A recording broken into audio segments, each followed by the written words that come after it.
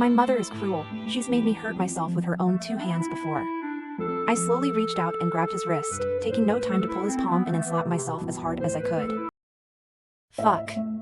Are you all right? I didn't mean to scare you. A panicked male voice stated, crouching down to my level and reaching out to me. I flinched, throwing myself into the metal rack of the shelves with my clenched shut eyes aimed to the floor to stop the flow of my tears. He cursed again and I jolted, the negative emotion in his tone spiked knives in my stomach and I awaited some kind of hit. However, I was left untouched. My eyes slowly opened and I noticed his arms were no longer directed at me. My Luna, ma'am, I am so sorry. Did I hurt you? He asked in a much softer tone, tripping over his words.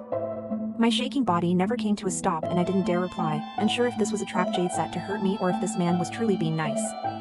Nobody's ever spoke to me before, so why now did he extended his hand to me for the second time and opened it? I flinched again while staring it down with horror. What's he doing? Does he want me to hit myself? My mother is cruel. She's made me hurt myself with her own two hands before. I slowly reached out and grabbed his wrist, taking no time to pull his palm in and slap myself as hard as I could. He jolted his hand back like it hurt him and the sudden movement made me cower down. Was it not hard enough? Why is she punishing me in a store? Her ways always take me by surprise. A low animalistic growl rumbled behind me and my intense trembling came to a halt, terror tickled my spine and before I knew it hands pulled me to my feet. I held my breath with a stiffened body, keeping my gaze below their neckline and silently crying. Where is the cashier? Where are the customers? Where is anyone to stop this? Why is the world working against me? What have I done to deserve this? Let her go, Blaine, you're scaring her. A different male snapped, resulting in my arms to be released and I backed into the shelf. I kept my eyes closed in an attempt to end this confusing nightmare.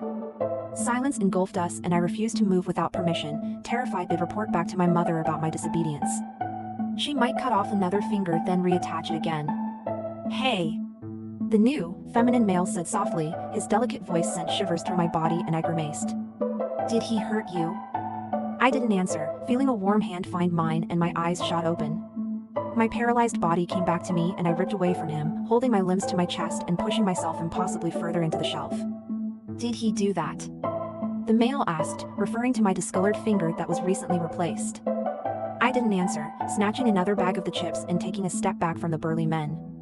Jade will be angry if I'm not home on time. She wouldn't send anyone to delay her snack run. These men aren't with her. I'm not sure if that's relieving or worse.